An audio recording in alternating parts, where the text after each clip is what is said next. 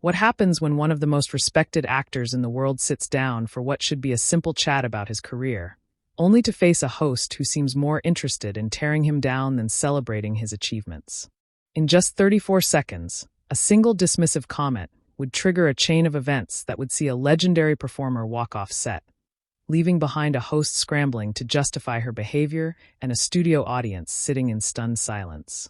This is the story of the morning that changed daytime television forever. Brian Cox arrived at the studio that day, expecting nothing more than a pleasant conversation. He had been making the rounds promoting his latest project, and every interview up to this point had been respectful, engaging, warm. But from the moment he walked onto that set and took his seat across from Lorraine Kelly, something felt different. The energy was off. The smile on her face did not quite reach her eyes, and there was a tension in the air that neither the cameras nor the studio audience could ignore. The interview started innocently enough. Lorraine Kelly opened with what seemed like a standard question about Brian Cox's latest role, asking him to tell the viewers what drew him to the project. Brian Cox, ever the professional, leaned forward and began to speak with that distinctive voice of his, the one that has commanded attention on stages and screens for decades. He talked about the script, about the depth of the character, about the creative team behind the production. He was thoughtful, articulate, genuine. But as he spoke, something strange began to happen. Lorraine Kelly was not listening. She was glancing at her notes, fidgeting with her pen, looking anywhere but at the man sitting right in front of her. And when Brian Cox finished his answer, there was a pause, a brief moment where she should have responded with interest or asked a follow-up question. Instead, she let out a small laugh, almost a scoff, and said something that would set the tone for everything that followed. "Well, that all sounds very self-important, doesn't it?" The words hung in the air like smoke. Brian Cox's expression shifted just slightly. His eyes narrowed. He tilted his head as if trying to make sure he had heard her correctly. The studio audience, which had been murmuring softly before, went completely silent. Even the crew member standing off to the side exchanged glances. Had she really just said that? Brian Cox took a breath. He was not the type to rise to provocation easily. He had been in this industry for too long, had dealt with too many difficult personalities to let something like this rattle him. So he smiled a tight, controlled smile and responded calmly. "I'm sorry. I'm not sure what you mean by that." Lorraine Kelly waved a hand dismissively, as if his confusion was somehow amusing to her. "Oh, come on, Brian. You actors, you always talk about your craft like it's some kind of sacred ritual. It's just a job, isn't it? You learn some lines. You say them in front of a camera, you get paid. Why do you all have to make it sound so dramatic?" There it was, the first real blow. And it was not just an offhand comment. It was a deliberate attempt to diminish everything Brian Cox had spent his life working for, to reduce decades of dedication, of honing a skill, of bringing stories to life into something trivial and meaningless. The audience shifted uncomfortably in their seats. A few people gasped quietly. This was not banter. This was an attack. Brian Cox did not raise his voice. He did not need to. When he spoke, every word was measured, deliberate, laced with a quiet intensity that made it clear he was not going to let this slide. "With respect, Lorraine, I think you're misunderstanding what it means to be an actor. Yes, we learn lines. Yes, we perform. But it's not just about saying words. It's about understanding human nature, about empathy, about connecting with people. It's about telling stories that matter, that make people think, that make people feel. To call it just a job is to ignore everything that makes this art form valuable." It was a perfect response, gracious, intelligent, firm. He had defended his profession without being defensive. He had stood his ground without being aggressive. Any reasonable host would have backed down at that point, would have acknowledged the validity of his perspective and moved the conversation forward. But Lorraine Kelly was not interested in being reasonable. She leaned back in her chair, crossing her arms, and let out another one of those dismissive laughs. "Art form. Oh, please. You're not curing cancer, Brian. You're playing pretend for a living.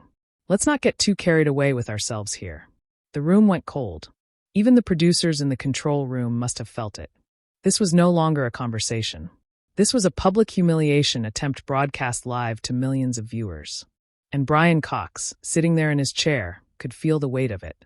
He could see where this was going, but he was not about to give her the satisfaction of seeing him lose his composure.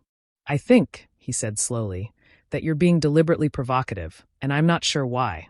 I came here to have a conversation about my work, not to be insulted. Lorraine Kelly shrugged as if his discomfort was of no consequence to her. I'm just being honest, Brian. Someone has to say it. You actors live in this bubble where you think everything you do is so important, so meaningful. But most people watching at home, they don't care about your process or your method or whatever you want to call it. They just want to be entertained. It was condescending. It was reductive. It was wrong. And Brian Cox had heard enough. If that's what you truly believe, he said, his voice steady but firm, then I'm not sure why you invited me here in the first place. Clearly, you have no interest in hearing what I have to say. For the first time, Lorraine Kelly seemed to realize that she might have pushed too far. Her expression flickered, just for a moment. A hint of uncertainty crossed her face, but instead of backing down, instead of apologizing or trying to reset the tone of the interview, she doubled down. Oh, don't be so sensitive, Brian. This is live television. If you can't handle a little bit of honest conversation, maybe you should stick to scripted material. That was it. That was the moment, the final straw. Brian Cox did not explode. He did not shout or swear or throw anything. He simply stood up calmly, quietly. He removed the microphone from his lapel, placed it on the arm of the chair, and looked directly at Lorraine Kelly with an expression that was equal parts disappointment and disgust. I've been in this industry for over 50 years, he said, his voice low, but clear enough for everyone to hear. I've worked with some of the most talented, dedicated people you could ever meet. And I've also encountered people who think that rudeness is the same thing as honesty, that belittling others is the same thing as being clever. You're one of those people, Lorraine, and I won't sit here and let you disrespect me or my profession any longer. The studio was frozen. Nobody moved. Nobody spoke. The cameras kept rolling, capturing every second of this unfolding disaster. Lorraine Kelly opened her mouth as if to respond, but no words came out. She looked stunned, caught completely off guard by the fact that her guest had just called her out on live television. Brian Cox turned to the audience, gave them a small nod, and then walked off the set. His footsteps echoed in the silence. The crew parted to let him through. And then he was gone, leaving behind a host who suddenly looked very small in her chair, a studio full of shocked onlookers, and a broadcast that had just become the most talked-about moment in daytime television history. Lorraine Kelly tried to recover. She turned to the camera, forced a smile, and attempted to laugh it off. Well, that was unexpected, she said, her voice a little too bright, a little too forced. Bit of a dramatic exit there. I suppose that's actors for you. Always looking for the big moment. But nobody was buying it.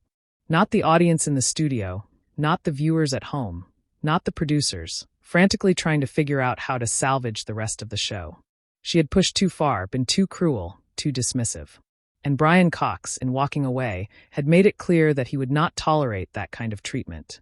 He had stood up for himself, for his craft, for every actor who has ever been told that what they do does not matter. The cameras cut to a commercial break, but the damage was done. The story was already spreading. Social media was exploding with reactions. People were outraged, not at Brian Cox for leaving, but at Lorraine Kelly for creating the situation in the first place. How could she have been so disrespectful to a guest? How could she have belittled an entire profession? How could she have thought that kind of behavior was acceptable on live television? Behind the scenes, the atmosphere was chaotic. Producers were arguing. Assistants were scrambling.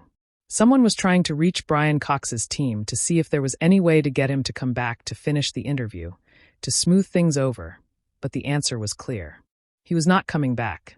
He had said what he needed to say, and he had left. There was nothing more to discuss. When the show came back from the commercial break, Lorraine Kelly tried to move on to the next segment as if nothing had happened, but her confidence was shaken. Her smile was strained. She stumbled over her words, lost her place in her notes, seemed unable to focus. The rest of the program limped along awkwardly, with everyone involved acutely aware that the only thing anyone would remember from this episode was the moment Brian Cox walked out. And as the show finally came to an end, as the credits rolled and the camera stopped recording, Lorraine Kelly sat alone at her desk, the studio lights harsh and unforgiving. She had wanted to be provocative, to create a memorable moment, to show that she was not afraid to challenge her guests. But instead, she had revealed something else entirely. She had shown herself to be someone who mistook cruelty for wit, who believed that her position as host gave her the right to demean others, who had no respect for the people who agreed to come on her show. Brian Cox, meanwhile, had left the building. He did not give any interviews about what had happened. He did not issue a statement or go on social media to vent his frustrations. He simply went on with his life, secure in the knowledge that he had done the right thing. He had stood up for himself with dignity and grace. And he had shown the world that there are some lines that should not be crossed, no matter how big the platform or how bright the lights. The contrast could not have been clearer. On one side, a host who thought she could say whatever she wanted without consequences. On the other, a guest who knew his worth and refused to be diminished. And in the end, it was not even a contest. Brian Cox walked away with his integrity intact, while Lorraine Kelly was left to face the fallout of her own actions. This was not just a moment of tension between two people. It was a clash of values. It was about respect, about professionalism, about understanding that everyone deserves to be treated with basic human decency, regardless of who they are or what they do. Brian Cox had come to that studio expecting a conversation. Instead, he found himself facing someone who seemed to take pleasure in tearing others down. And rather than play along, rather than smile and pretend everything was fine, he made a choice. He chose himself. He chose his dignity. He chose to walk away.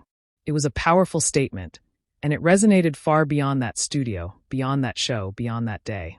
People saw in Brian Cox's actions a reminder that we do not have to accept disrespect.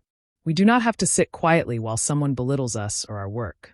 We have the right to stand up, to speak out, to walk away when we are not being treated the way we deserve. The interview had started with such promise.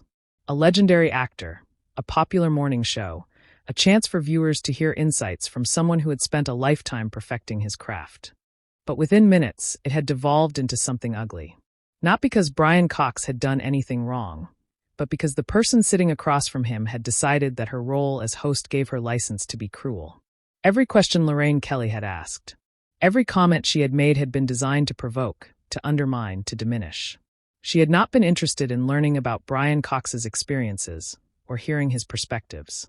She had been interested only in asserting her own superiority, in reminding everyone that she was in control, that she could say what she wanted. It was the behavior of someone drunk on their own power. Someone who had forgotten that being a host is not about dominating your guests, but about facilitating meaningful conversations. And Brian Cox had seen through it immediately, from that very first dismissive comment about being self-important. He had understood exactly what kind of interview this was going to be. He had tried to steer it back to solid ground, had tried to respond thoughtfully and respectfully. But Lorraine Kelly had not been interested in that. She had wanted conflict. She had wanted drama. And when Brian Cox refused to give her the kind of explosive reaction she was hoping for, she had simply escalated her attacks until he had no choice but to leave. That was the part that made this whole situation so infuriating to so many people. Brian Cox had not stormed off in a fit of anger. He had not hurled insults or made a scene. He had simply, calmly, quietly refused to participate any longer. He had removed himself from a toxic situation with grace and composure. And in doing so, he had made Lorraine Kelly look exactly like what she was in that moment. Someone who could not handle a guest who would not be bullied. The silence that followed his exit said everything. The studio audience, which had been growing more uncomfortable with each passing minute, seemed collectively relieved that someone had finally said what needed to be said. The crew members, who had watched the whole thing unfold with increasing horror, looked at each other with expressions that clearly communicated what a disaster this had been. And Lorraine Kelly, sitting there alone, trying desperately to salvage the situation with weak jokes and forced laughter, could not hide the fact that she knew she had made a terrible mistake. What made this moment even more significant was who Brian Cox is. This is not someone prone to drama or controversy. This is someone known for his professionalism, his thoughtfulness, his dedication to his work. For someone like him to walk off a set, it had to be truly unbearable. It was a testament to just how badly Lorraine Kelly had handled the situation, how deeply disrespectful she had been. If she could drive someone as patient and composed as Brian Cox to that point, what did that say about her? The entire exchange had been a masterclass in contrasts. Brian Cox had been articulate, respectful, thoughtful. Lorraine Kelly had been dismissive, condescending, cruel. Brian Cox had tried to have a genuine conversation. Lorraine Kelly had tried to score cheap points. Brian Cox had maintained his dignity throughout. Lorraine Kelly had lost hers the moment she decided that insulting her guest was acceptable behavior. And the worst part, She had genuinely seemed to believe that she was in the right. That comment about him being too sensitive, about not being able to handle honest conversation, revealed everything about her mindset. She had convinced herself that rudeness was honesty, that insults were just frank observations, that she was simply saying what everyone else was thinking. But she was wrong. Painfully, obviously wrong. And Brian Cox walking off that set was proof of that. It was a reminder that hosts have a responsibility. They have power over the guests who come on their shows. They control the tone, the direction, the atmosphere. And with that power comes an obligation to treat people fairly, to give them space to speak, to engage with them respectfully. Lorraine Kelly had failed in every one of those obligations. She had used her position not to elevate the conversation, but to belittle her guest, and in the end, she had paid the price for it. This was not about a celebrity having a tantrum or being unable to take criticism. This was about a professional deciding that he would not allow himself to be disrespected on live television. It was about boundaries, about self-respect, about knowing when to say enough is enough. And Brian Cox had done exactly that. He had drawn a line. And when Lorraine Kelly crossed it, he had walked away. Simple as that. The power of that moment lay in its simplicity. There were no theatrics, no grand speeches, no dramatic gestures, just a man standing up, removing his microphone, and leaving. But that quiet action spoke volumes. It said that no amount of fame or success or exposure is worth compromising your dignity. It said that you do not owe anyone your presence if they refuse to treat you with basic respect. It said that sometimes the strongest thing you can do is simply walk away. And that is why this moment resonated with so many people.